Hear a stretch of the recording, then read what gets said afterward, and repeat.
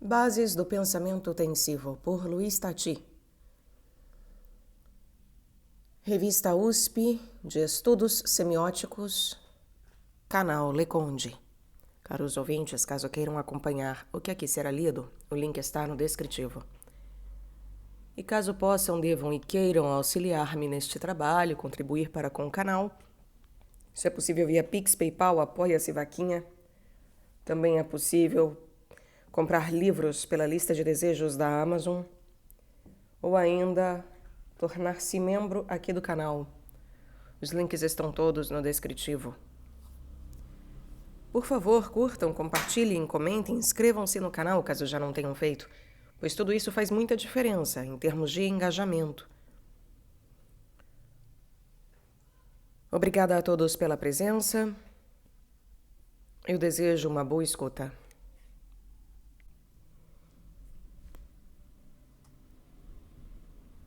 Bases do pensamento tensivo. Resumo. O autor revela algumas das etapas decisivas que marcaram o ingresso do pensamento tensivo na semiótica greimasiana. O principal sujeito dessa narrativa foi o francês Claude Zilberberg, que pode ser ouvido aqui no canal, que soube reger o contraponto da semiotização fundada pelo teórico lituano com a temporalização praticada por Paul Valéry, com a ideia de acentuação preconizada em Ernest Cassirer e ainda com a musicalização encontrada em Gisele Brelet. Passo a passo, Zilberberg foi chegando a uma gramática tensiva, na qual articulam-se intensidade, força afetiva, e extensidade, campo de abrangência dos fatos, e, ao mesmo tempo, há uma gramática da espera que responde pela coexistência dos conceitos antagônicos, incluindo, evidentemente, seus próprios conceitos contrários, como o acontecimento e a surpresa.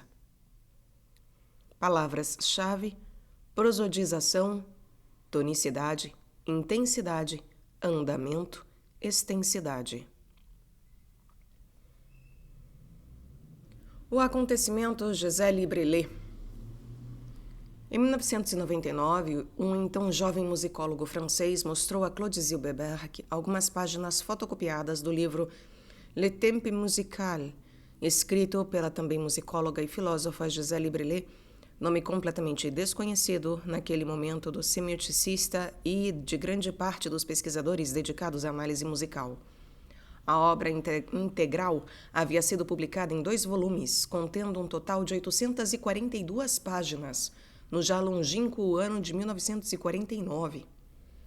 Zilberberg leu aquelas páginas com certa avidez, pois tinha a nítida impressão de que, embora propostas em estilo bastante distinto, as ideias ali retratadas eram fruto da leitura dos textos que ele mesmo vinha produzindo incessantemente nos últimos anos do século passado. Não eram, por óbvio, mas a convergência das pesquisas empreendidas em épocas tão distantes e a partir de modelos de pensamento tão díspares produzia no semioticista o sentimento de que suas indagações teóricas já tinham se manifestado há 50 anos na pena da filósofa, mas não com a força necessária para fundar uma linha de investigação expressiva nas universidades e nos ambientes intelectuais mais influentes daquele período. Isso se deu provavelmente pelo fato de a autora não se mostrar filiada à perspectiva estruturalista, que se tornaria hegemônica na França nas décadas subsequentes. De todo modo, a partir de então, o idealizador da semiótica tensiva não podia deixar de ver no próprio trabalho a retomada de um elo perdido. O tempo musical, para Brelet, é um dispositivo formal para se pensar a relação entre elementos contínuos e descontínuos, traduzindo as diferenças sonoras em intensidades, élans, impulsos que promovem retomadas incessantes de seus próprios temas e motivos, compondo, por fim, em outro nível, uma nova continuidade a que chamamos duração musical. Tal duração, espécie de devir sonoro para a autora, não é apenas um modo de organização musical, mas também um modelo de funcionamento de nossa duração interior, o que imediatamente nos remete às atuais pesquisas semióticas. A filósofa depreende numa simples melodia o que chama de encarnação do devir e do desejo, no sentido de consciência humana, uma imagem do tempo musical. A melodia é o triunfo sobre a continuidade amorfa de uma continuidade formal que a transpõe e nos liberta. Pois apenas ela restaura o elan do tempo, esse elan que, assim como o de nossa liberdade, apoia-se no descontínuo ou até mesmo o produz. Brelet quer dizer que, do ponto de vista rítmico, os conhecidos movimentos de elevação e repouso representam imbricações melódicas e não propriamente oposições ou justaposições, uma vez que é do repouso que brota o elan do movimento ascendente. Assim como um passo bem dado depende da firmeza do pé de apoio, normalmente em repouso, o movimento ascendente depende do impulso promovido pelo descenso anterior. E o que chamamos de tempo forte na melodia ou na poesia constitui, na verdade, uma emenda de duas células inseparáveis, a fraca e a forte, pois é da primeira que surge o impulso para a segunda. O ritmo, desse ponto de vista, nada mais é que a relação complexa que une elementos aparentemente opostos e nos permite ouvir uma temporalização sonora contínua. Provavelmente inspirada pelo pensamento musical, Brelet chega por outro caminho à concepção de que sempre existe um liame temporal camuflado nas oposições estruturais apresentadas como categorias acrônicas. Isso equivale a dizer que, em vez da oposição estática que caracteriza diversos tipos de abordagens científicas, deveria prevalecer a ideia de que cada termo de uma célula estrutural tende ao seu termo contrário, justamente por estarem ambos incluídos numa categoria complexa que os subsume. Por exemplo, a evidência na condição de termo complexo faz com que o parecer, primeiro termo simples, tenda a se dirigir ao ser, segundo termo simples, e vice-versa. Como se já houvesse uma sintaxe sumária na disposição sistêmica dos conceitos. Uma nota do autor: o quadrado semiótico grimasiano já prevê esse movimento entre categorias, desde que desencadeado por diferentes estados afetivos e perceptivos, tímicos ou fóricos, manifestados pelos sujeitos em foco. Embora os resultados sejam parecidos, a visão de Brelet nos leva imediatamente ao entendimento de que já há um tempo operando nas estruturas profundas. Contínuo tensivo. Zilberberg sempre defendeu que o tempo, em todas as suas dimensões, temporalização, duração, andamento, é condição sine qua non para uma reflexão subsequente sobre o sentido. Baseava-se num célebre aforismo de Paul Valéry, tão sucinto quanto fecundo. Todas as vezes que há dualidade em nosso espírito, há tempo. O tempo é o nome genérico de todos os fatos de dualidade, de diferença. Justamente essa temporalidade valeriana foi se firmando como apoio à noção de tensividade desenvolvida por Zilberberg. Quando o autor diz que a tensividade foi identificada como o que se conserva, o que subsiste na disjunção e, portanto, como a própria temporalidade, ouve-se por trás a voz de Valéry: o tempo é conhecido por uma tensão, não pela mudança. Essas indagações deram início às revisões epistemológicas que foram se constituindo na atual semiótica tensiva.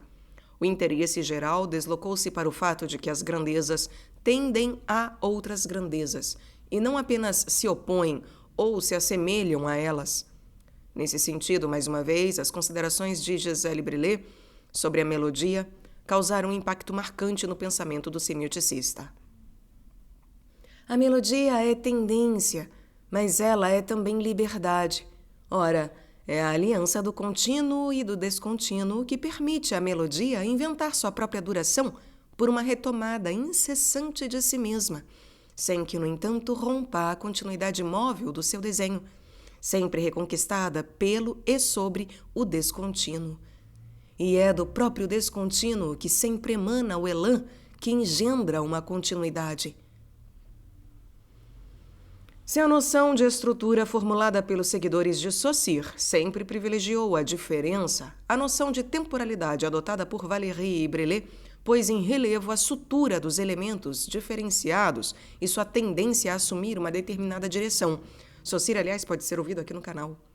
Zilberberg transitou pelas duas noções e instaurou a tensividade como lugar teórico onde ambas convivem com todas as operações descritivas. Bem antes de conhecer o trabalho de Brelet, com sua proposta explícita de identificação entre temporalidade e discurso musical, Zilberberg já considerava inevitável a incorporação de categorias musicais, se quiséssemos criar uma epistemologia semiótica digna desse nome. Em 1990, publicou nas páginas da revista canadense Proté um interessante artigo sobre o conceito de ritmo, no qual apresenta, já com entusiasmo, algumas dessas categorias e confirma a necessidade desse diálogo com o mundo musical.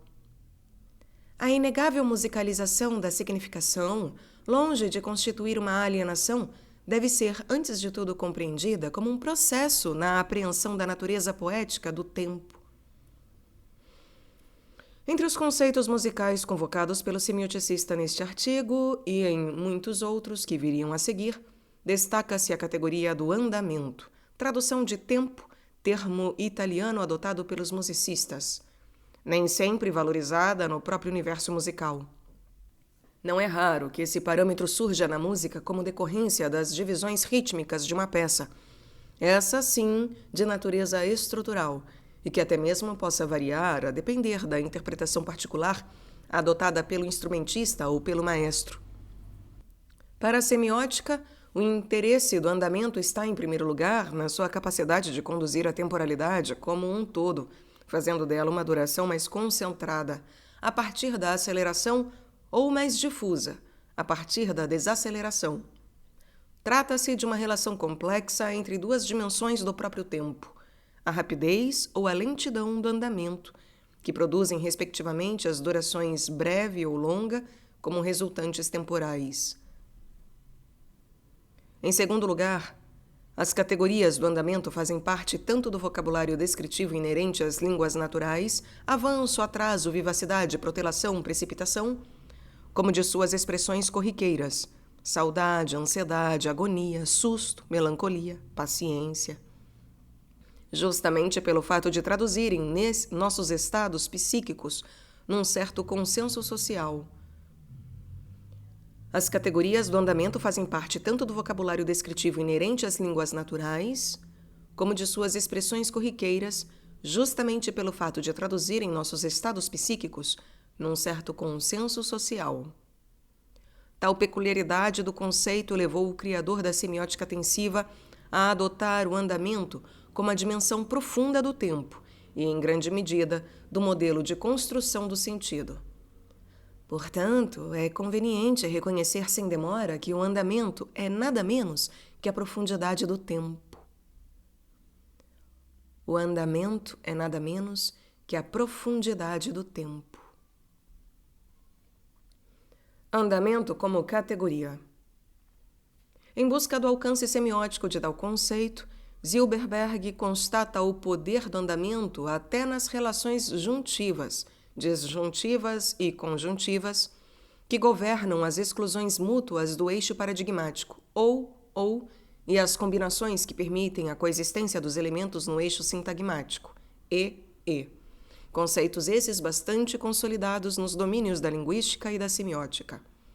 A alternância entre os elementos do paradigma é imediata, é um ou outro, desde que desempenhe a mesma função no sistema. A instantaneidade da prática de eliminação e seleção indica a regência direta da aceleração.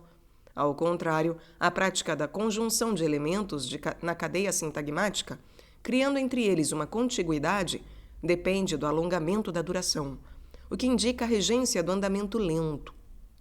Em outras palavras, a rapidez tende a conduzir o discurso ao sistema, enquanto a lentidão faz o mesmo em direção ao processo. Zilberberg ainda testa os limites das determinações do andamento sobre o funcionamento das linguagens. Numa dimensão apenas teórica, o autor especula que uma velocidade exacerbada ao extremo, numa escala inumana, instauraria uma disjunção absoluta com os demais elementos do sistema, de tal maneira que a própria operação paradigmática sucumbiria diante do nada.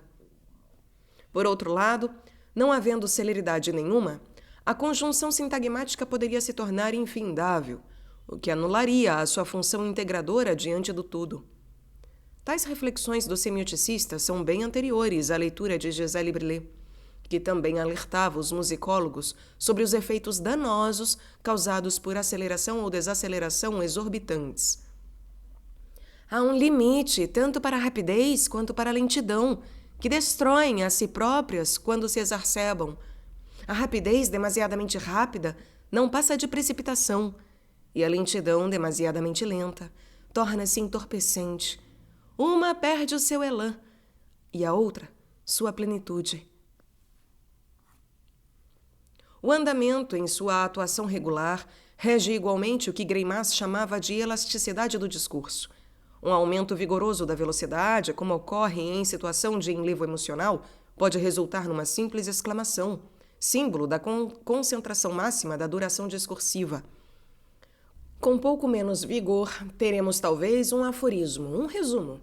E à medida que a celeridade decresce e a morosidade evolui, podemos chegar a comentários mais desenvolvidos, dissertações e tratados, gêneros que dependem do elentecimento.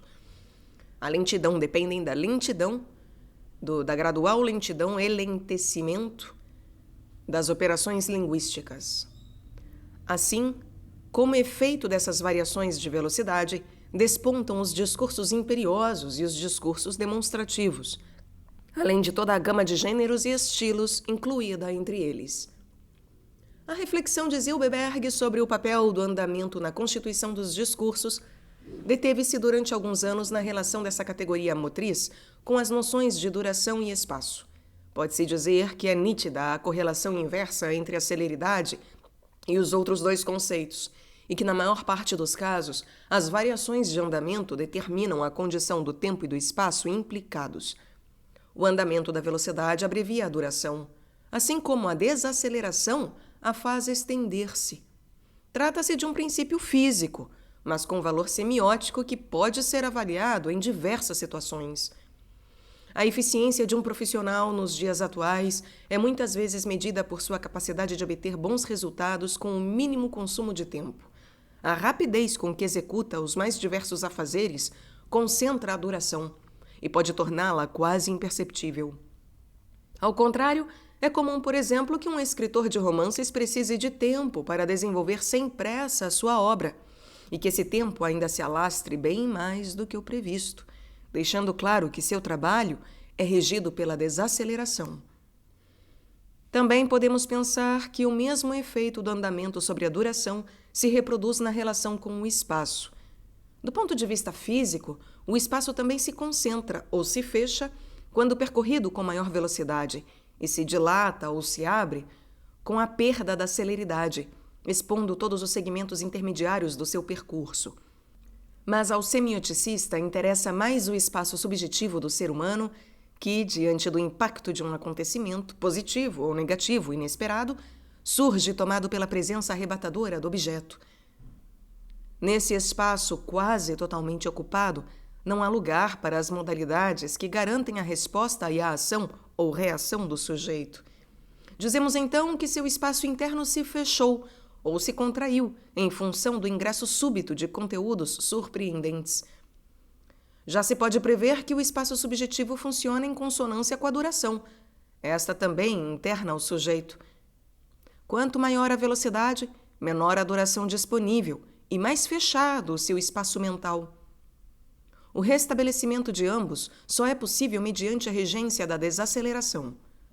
Quando demonstra ter condições de traduzir seu espanto inicial em discurso ou em outras atividades, o sujeito já conta com os efeitos da desaceleração para refazer sua duração e seu espaço internos e, em última instância, reconstruir o seu ser semiótico até então apassivado pelas contingências da vida. A atuação suficientemente clara do andamento sobre as categorias duração e espaço deu a Zilberberg a segurança necessária para propor uma gramática elementar baseada na pressuposição e na regência. A expansão ou contração do tempo e do espaço pressupunham o grau de velocidade imprimido a essas categorias, de modo que já se podia dizer que o andamento era sempre o termo regente e que, portanto, a musicalização havia atingido o âmago da teoria. Embora o autor francês não tenha esmiuçado devidamente esse empréstimo da área musical, não é difícil supor que isso tenha ocorrido não apenas pelas designações técnicas em si expressivas, mas também pelas configurações passionais associadas às categorias do andamento. De fato, os pontos extremos desse conceito já são muito bem denominados no âmbito musical: lento e vivo. São termos precisos para indicar, respectivamente, desaceleração e aceleração. Mas, no lugar de vivo, por exemplo, o mundo musical dispõe de termos como allegro ou mesmo allegrissimo, que evidenciam ainda mais o vínculo entre velocidade e emoção, algumas vezes acrescida de superlativo.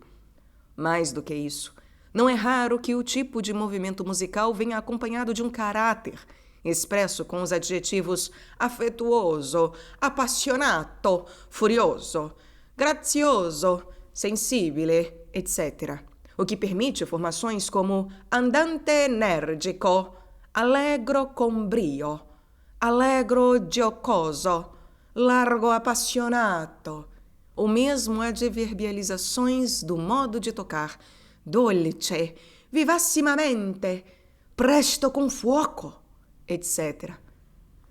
Todas essas expressões italianas, adotadas universalmente como padronização de uma metalinguagem musical, demonstram que as variações de velocidade respondem por boa parte das modalidades afetivas disseminadas numa determinada peça. Isso tudo contribui para a decisão do semioticista de instituir o andamento e seu componente afetivo como uma das dimensões da intensidade que regula o tempo e o espaço subjetivos, tornando-os ora mais concentrados, ora mais difusos. Paralelamente, ao observar melhor esses últimos efeitos, sempre associados à elasticidade da linguagem e da significação, Zilberberg reparou que esses processos de densificação e rarefação traduziam outra dimensão do sentido, anterior à temporalização e à espacialização propriamente ditas, que poderia ser denominada extensidade. As simetrias começavam a se configurar. De um lado, a intensidade, até então identificada apenas com o andamento, articulada em forte e tênue, e de outro, a extensidade, articulada em concentração e difusão. O andamento foi então definido como subdimensão da intensidade e a incidência de seus elementos polares, a rapidez e a lentidão, sobre a temporalidade ou duração, davam origem, respectivamente, à brevidade e ao alongamento. Se a incidência recaísse sobre a espacialidade, teríamos no primeiro caso o fechamento e no segundo a abertura. Extensidade Huxleyiana. Se a intensidade retrata o nosso mundo subjetivo, nossas medidas afetivas, os nossos estados de alma nos termos da semiótica, a extensidade refere-se em princípio ao mundo exterior, à quantidade dos elementos envolvidos, aos estados de coisas, ou mais precisamente, ao grau de abrangência dos fatos abordados. Se a intensidade retrata o nosso mundo subjetivo, nossas medidas afetivas, os nossos estados de alma, nos termos da semiótica, a extensidade refere-se, em princípio, ao mundo exterior, à quantidade dos elementos envolvidos, aos estados de coisas, ou mais precisamente, ao grau de abrangência dos fatos abordados. O conceito de correlação empregado por Huxley para definir as oposições dentro de um sistema linguístico passou então a caracterizar também o tipo de interação que a intensidade mantém com a extensidade.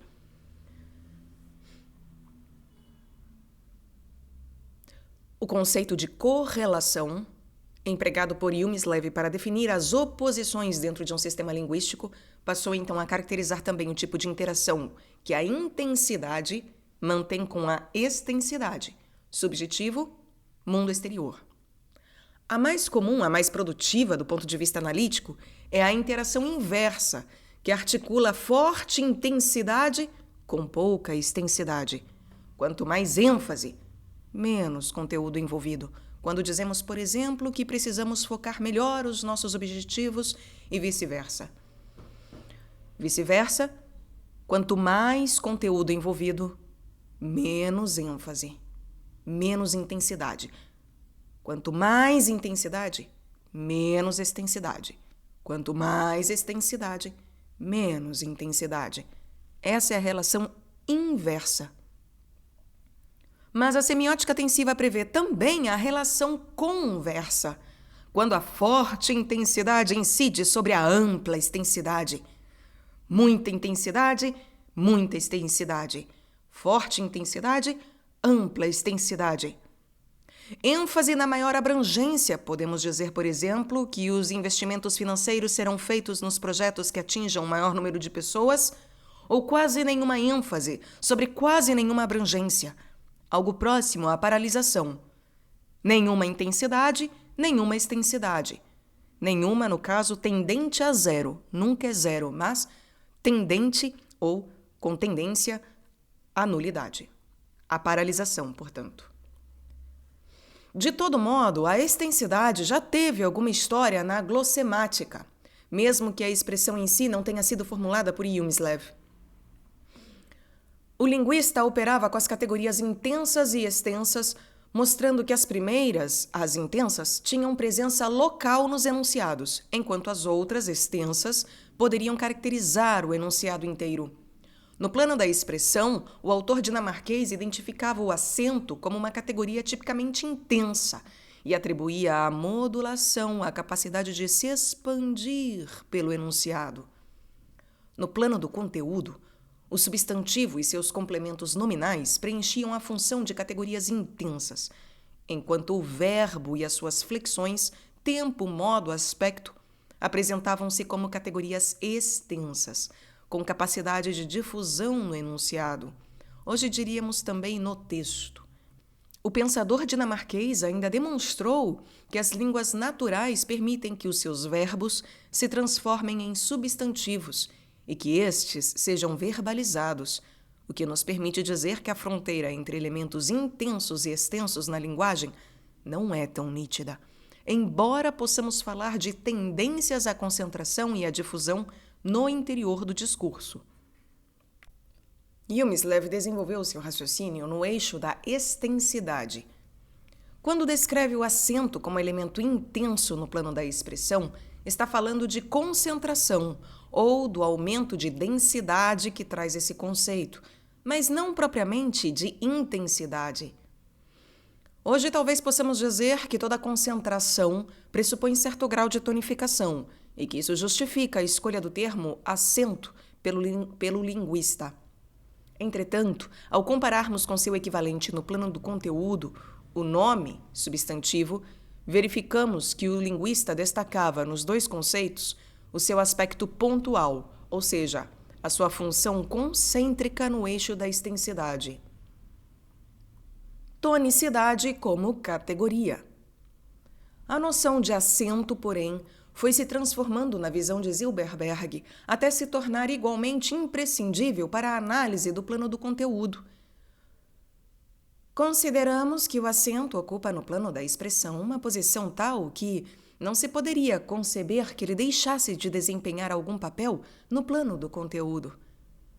Assim como a sílaba acentuada opõe-se a todas as outras por trazer marca de tonicidade, unicidade e indivisibilidade, o conteúdo acentuado ou enfatizado possui propriedades que atraem para si o vigor das grandezas que o circundam. Numa formulação bastante feliz, o autor francês explica esse papel do acento.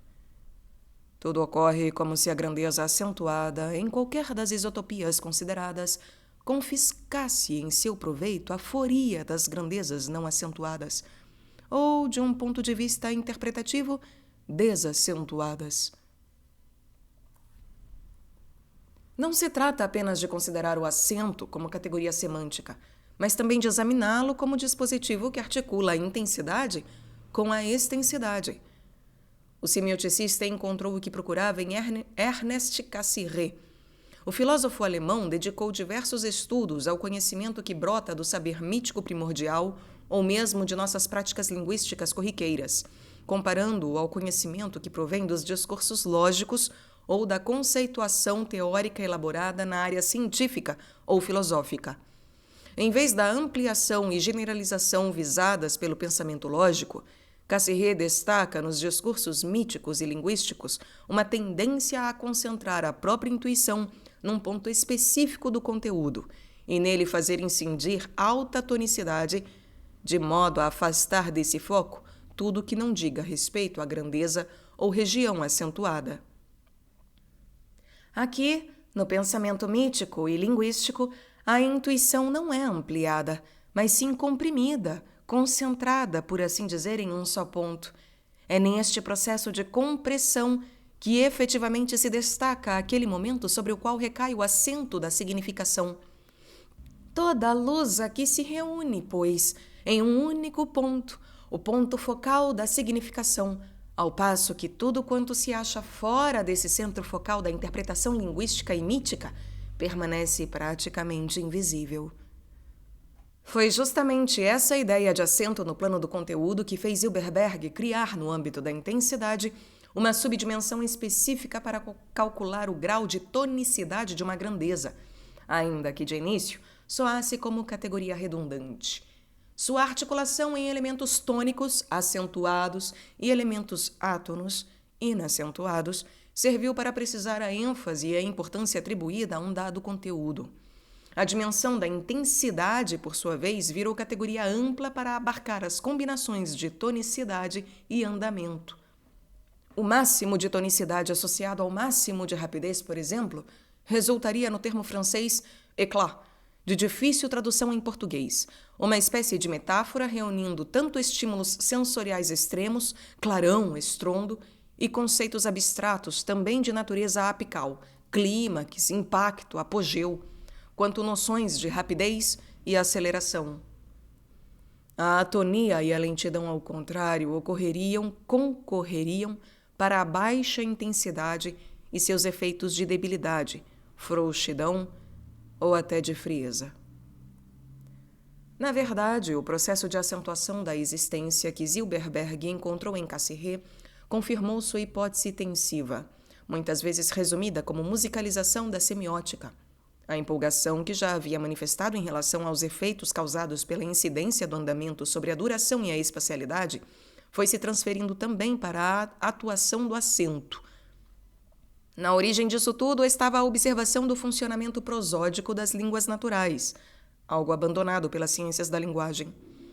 Durante décadas, a linguística moderna se ateve às unidades distintivas e significativas, fonemas, morfemas, frases e textos, que em boa parte davam conta do sentido intelectivo das mensagens, mas deixavam de fora os recursos emocionais e persuasivos presentes em quase toda a comunicação, especialmente as inflexões melódicas que serpeiam por trás das falas, vinculando as informações pretensamente neutras às intenções dos seus sujeitos. Como esse era um assunto tradicionalmente atribuído à retórica, não havia como inseri-lo numa linguística nem numa semiótica com aspiração científica. O importante, entretanto, é o que Hilberberg viu na prosódia e que acabou determinando seus conceitos de incremento e direção tensiva. Assim como no microcosmo da silabação saussuriana, o ápice sonoro, a implosão, sempre indica o início de uma descendência em direção ao fechamento consonantal, e este, por sua vez, anuncia a inevitável retomada da sonorização, a explosão, que culmina na vogal mais aberta, no universo prosódico, o componente entoativo orienta suas curvas, por mais variadas que sejam, em direção ao acento crucial que fixa o limiar entre a prótase e a apódose do discurso. Ligadas à cadência fônica do enunciado ou mesmo do parágrafo, a prótase revela em sua ascendência melódica inicial, que pode ser apresentada em sucessivas fases intercaladas por pausas, a intenção do enunciador de manter o ouvinte atento para o desfecho que vem a seguir. A apódose, que pode também ser sucinta ou alongada, corresponde à melodia descendente emitida na segunda parte do enunciado ou do discurso e que possui, em geral, um caráter conclusivo. Prosodização do conteúdo. O que interessa basicamente ao semioticista é o papel dos acentos, o principal e os secundários na evolução das curvas entoativas do plano da expressão e, numa segunda etapa, a possibilidade de reproduzir esses movimentos tensivos no plano do conteúdo. No primeiro caso, se pudéssemos interromper artificialmente um discurso que perfaz o caminho da prótase e nos ater num dos seus acentos secundários, é provável que reconheceríamos de imediato a direção ascendente da curva melódica descontinuada e talvez até a maior ou menor proximidade do seu ponto culminante.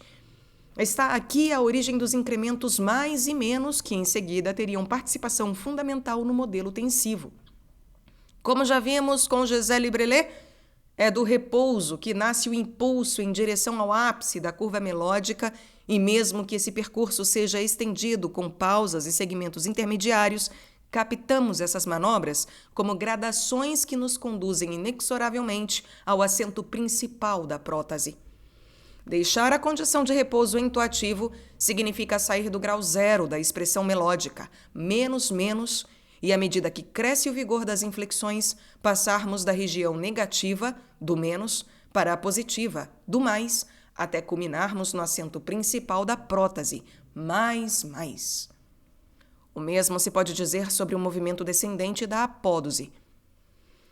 Em qualquer ponto desse descenso, podemos reconhecer a direção pós-prótase estabelecida e esperar pelo destino conclusivo da cadência melódica, quando o auge melódico declina e faz extinguir a expressividade, mais, menos.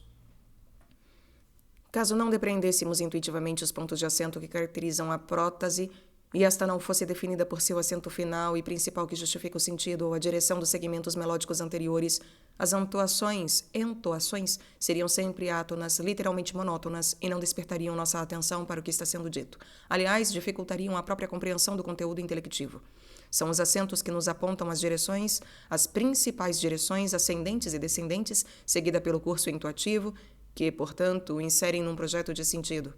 No segundo caso, ao transferir essa constatação para o plano do conteúdo, Zilberberg estabelece uma interessante diferença entre existência e presença semiótica, conceitos tradicionalmente confundidos no âmbito da teoria. Para o autor, é o acento, ou seja, a ênfase num determinado conteúdo, que converte a existência em presença. Sem o acento, a existência seria mera subsistência sem orientação de sentido, sem presença. E quanto mais inesperado o acento, maior o efeito de presença no plano tensivo. Quando o improvável acento atinge a existência, esta chega à presença. Não podemos esquecer que o acento se impõe como dispositivo de intensidade, dá intensidade, e ao mesmo tempo dá extensidade. Desse modo, além da alta tonicidade aplicada a uma dada grandeza, é comum que sua escolha acumule também uma função concêntrica responsável por obscurecer os sentidos das demais grandezas à sua volta. Resumindo, toda grandeza que ingressa no campo tensivo terá, portanto, mais ou menos presença, a depender do estágio de intensidade em que se encontre. Como ocorre com a melodia da nossa fala, assim que sai do estado de repouso, essa grandeza pode manifestar fraca presença, mas também como a modulação que se encaminha ao ponto alto da prótase, pode exibir o seu máximo de acentuação de conteúdo. O otimismo desempenharia no plano do conteúdo um papel comparável ao da prosódia no plano da expressão, ou seja, assim como a prosódia, pelo jogo das modulações e distribuição feliz dos acentos, tenta realizar o que denominaremos, na falta de um termo melhor, um perfil. O otimismo tenta regulamentar as intensidades pontuais e difusas que surpreendem e assaltam o sujeito. Essa é a razão pela qual o semioticista francês foi se afeiçoando mais à ideia de prosodização que de musicalização, ainda que parte de suas decisões metalinguísticas, andamento, ritmo, duração, etc., mantivesse o vínculo com a área musical. A prosódia responde pela distribuição dos acentos que indicam as direções assumidas pelas curvas entoativas e ainda permite que seus movimentos ascendentes e descendentes sejam intercalados por novos segmentos sem qualquer alteração direcional.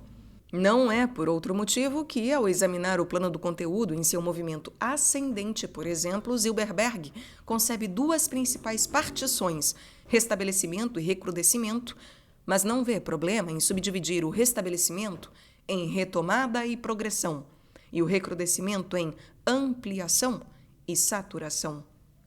Essas partições no plano do conteúdo reproduzem as inserções melódicas, que no plano da expressão, acompanham os acréscimos eventuais de segmentos linguísticos na formação da prótase. O mesmo ocorre na orientação descendente. As modulações podem ser intercaladas por novos segmentos no plano da expressão, assim como podemos ter subdivisões para a atenuação e a minimização no outro plano.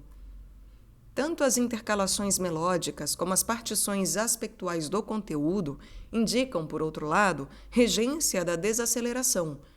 Se fôssemos diretamente da extinção, somente menos, a saturação, somente mais, de uma grandeza ou de um conceito, estaríamos aplicando a máxima aceleração. Quando nesse percurso passamos pelo restabelecimento, recrudescimento e ainda por suas eventuais partições, estamos em franco processo de desaceleração e, por conseguinte, de alongamento. Portanto, a prosódia dá conta da tonicidade e do andamento.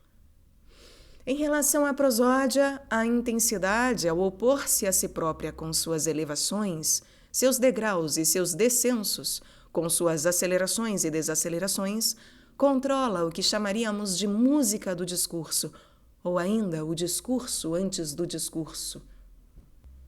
Mas, pelo que vimos reiterando ao longo desse texto, a prosódia explícita do plano de expressão e a prosódia imanente ao plano do conteúdo determinam ainda a direção ascendente ou descendente, seguida pela grandeza que ingressa no espaço tensivo, além da energia, a dinâmica fórica, que a mobiliza em suas trajetórias. Gramática tensiva. Com todos esses novos recursos teóricos, o autor pôde então elaborar melhor sua gramática que explica a incidência do eixo da intensidade sobre o da extensidade. Agora, a categoria do andamento ganhara uma adjuvante de peso, a categoria da tonicidade. Quando ambas, em seus pontos positivos extremos, recaem sobre a extensidade, privilegiando, por exemplo, a concentração, temos como resultado não apenas a redução drástica da extensão propriamente dita por obra da rapidez, mas também uma considerável exclusão dos sentidos não pertinentes por obra do acento tônico que, segundo Cassirer, obscurece tudo em seu entorno. Trata-se aqui de uma das operações que o semioticista situa em sua sintaxe extensiva, a triagem.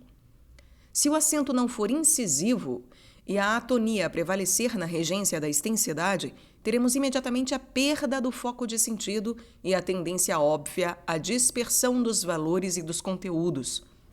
Campo propício para as operações de mistura, digamos descomedida. Campo propício para as operações de mistura, digamos descomedida. O mecanismo habitual da triagem consiste na extração de uma grandeza ou de um valor e na consequente eliminação dos elementos indesejáveis, o que indica a influência da alta tonicidade na calibragem desses processos, mas também de muita rapidez, como é próprio dos procedimentos paradigmáticos. Já a mistura, em sua propensão geral para integrar outras grandezas e somar outros valores, depende, em princípio, do nivelamento de conteúdos desacentuados e, ao mesmo tempo, de maior morosidade para a conjunção progressiva dos elementos. O semioticista associa esse tipo comum de mistura à noção cassireriana de profanação e a submete à axiologia da pejoração. Tais situações são casos de correlação inversa entre intensidade e extensidade, ou seja, o aumento da primeira categoria, intensidade, acarreta a diminuição da segunda. Alta velocidade e tonicidade causam a concentração. Altas velocidade e tonicidade causam a concentração, enquanto a diminuição daquela produz o aumento desta. Baixas velocidade e tonicidade causam a dispersão. Mas podemos ter casos de correlação conversa quando, por exemplo, a alta tonicidade incide sobre a alta extensidade, no caso, a mistura, mas desta vez trazendo critérios para se estabelecer a coexistência dos elementos selecionados. Em outras palavras, algo que é inerente à triagem, à seleção, pode, em algumas circunstâncias, também fazer parte da mistura. As operações de mistura têm um limite, de certa forma, provisório. A uma dada altura, é preciso impedir qualquer adição suplementar, a fim de não obliterar, de não desnaturar a identidade da mistura desejada. O autor francês não chega a justificar a mistura seletiva pela influência do acento tônico, como fazemos aqui, mas identifica, nesses casos, a interferência de uma axiologia da melhoração. É um modo de acentuá-la, até porque o semioticista distingue esse tipo de mistura como uma forma de enriquecimento.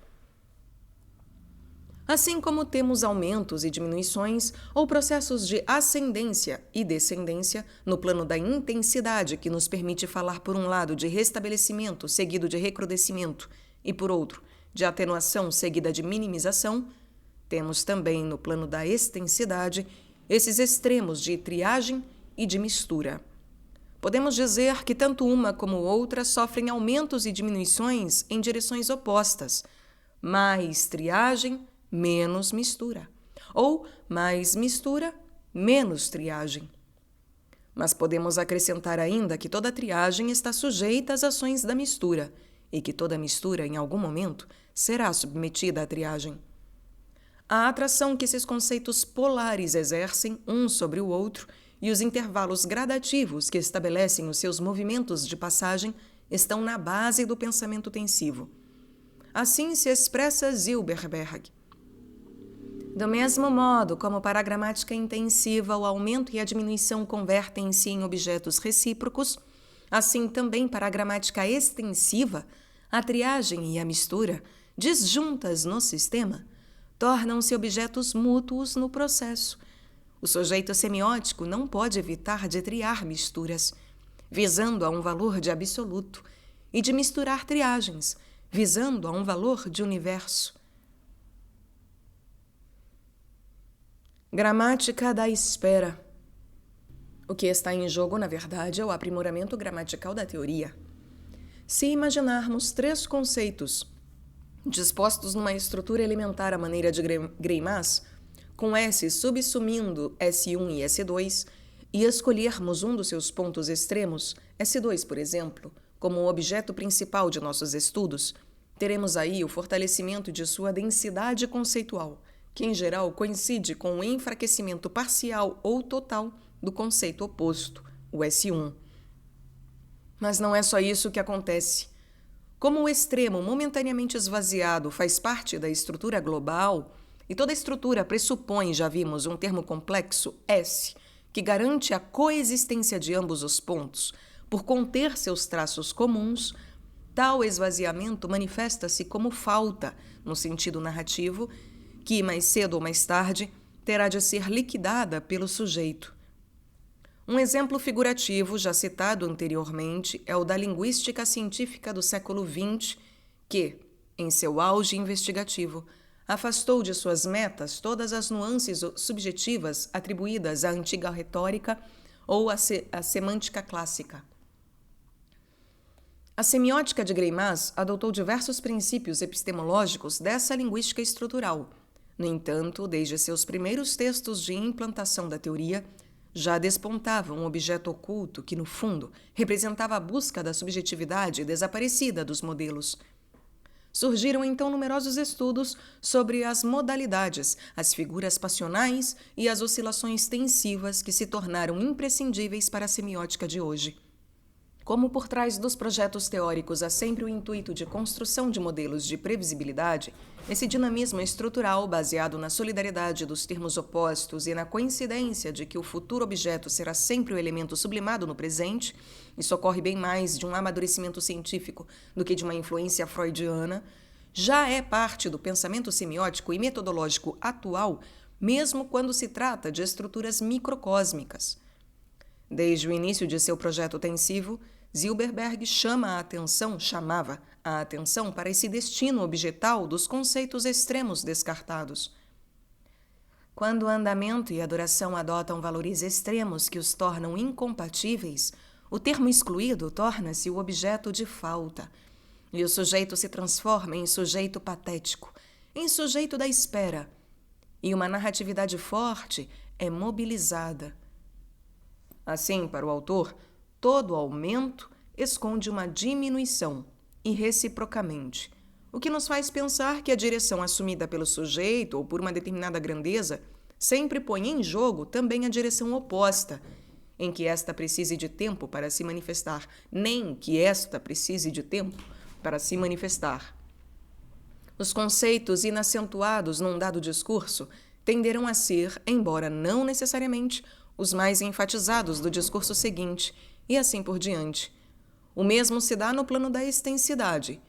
Podemos conceber uma exacerbação da triagem da triagem, mas essa recursividade só potencializa ainda mais a perspectiva da mistura, que sempre permanecerá como horizonte possível e até provável.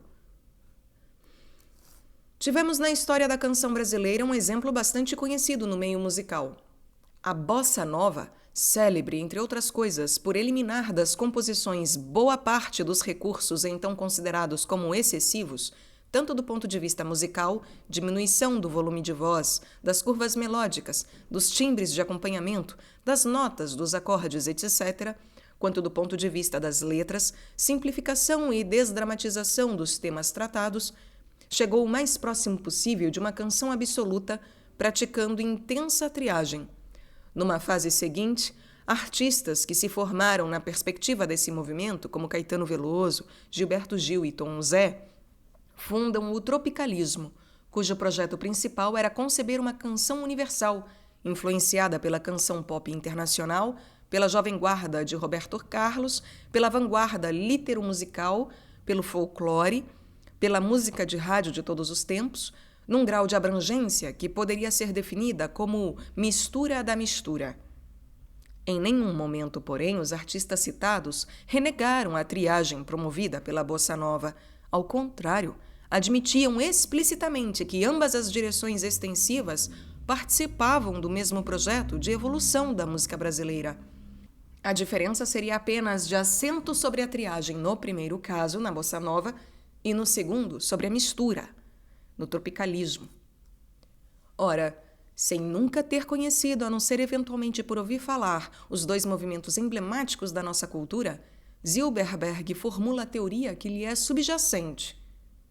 A sintaxe da extensidade operaria exclusivamente por triagens e misturas, de tal sorte que cada operação teria sempre a outra por objeto. A triagem recai sobre misturas que ela desfaz na exata medida em que a mistura incide sobre as resultantes de triagens anteriores. Voltamos, assim, à questão gramatical que paira sobre todas essas constatações. O fato de a escolha de um modelo operatório, diminuição ou triagem, instaurar o modo contrário, aumento ou mistura, como objeto, fornece mais elementos para a construção da gramática tensiva. O fato de a escolha de um modelo operatório instaurar o modelo contrário como objeto fornece mais elementos para a construção da gramática tensiva. E talvez o elemento principal seja o conceito de espera, tão bem explorado pela gramática narrativa. O sujeito espera por seu objeto, do mesmo modo que o verbo transitivo direto, nos termos da gramática tradicional, produz a espera pelo objeto direto. A espera está sempre no âmago das gramáticas. Ao estudar do ponto de vista semiótico algumas figuras de linguagem, nosso autor conclui: e tocamos provavelmente num dos componentes do segredo da espera. A síncope pede, espera a hipérbole, assim como a metáfora espera a metonímia, ou o inverso. A relevância da espera está exatamente em criar uma previsibilidade gramatical que ajuda a robustecer o pensamento teórico. Sabendo disso, a semiótica de Greimas dedicou décadas de estudos ao papel da espera na construção do sentido pelo viés narrativo. Zilberberg participou desse interesse pelo conceito, mas por isso mesmo foi sendo aos poucos levado às noções que tomavam a direção oposta, a surpresa, o sobrevir e o acontecimento. Aliás, nenhuma delas sobreviveria à ausência da espera. Para concluir, não há dúvida de que Zilberberg aprendeu a semiotizar na leitura de Saussure, Humislev e Greimas. Seu vasto interesse por literatura e pela estética em geral levou-o também ao pensamento não tão sistemático, mas altamente refinado de Paul Valéry. A partir de então, vislumbrou a possibilidade de trazer para a semiótica os princípios temporais, que, ao ver do poeta francês, deveriam preceder toda reflexão séria sobre o sentido. Não somente Valéry, mas também diversos outros autores, com destaque para Charles Baudelaire, Gaston Bachelard, que pode ser ouvido aqui no canal, e Claude Lévi-Strauss, o levaram a construir um contraponto entre semiotização e musicalização. Prosseguia assim a busca de um modelo para explicar a formação do sentido, mas agora com participação de categorias dinâmicas que lhe permitiam falar de estrutura atensiva, algo inconcebível nos primórdios da semiótica. Sua teoria incorporou então noções como as de ritmo, velocidade, duração e acento. Este último, importado da música, mas também do plano de expressão da linguagem verbal, trouxe-lhe o impulso necessário para que propusesse, por fim, a prosodização do conteúdo que vimos atrás, não sem antes fundamentar sua hipótese nos ensinamentos de Ernest Cassirer, filósofo em que seus estudos sobre a linguagem e o mito já havia chegado a um conceito bastante elaborado de acento no plano da significação. Mas faltava o encontro com a obra de Gisèle Brelet, descrito no início deste texto. No campo da música, ela também havia pensado na espera como um, digamos, sentimento gramatical. E desse modo, a espera é o sentimento formal e central, aquele que subjaz continuamente à forma sonora. Só que ainda não existia a semiótica de Greimas.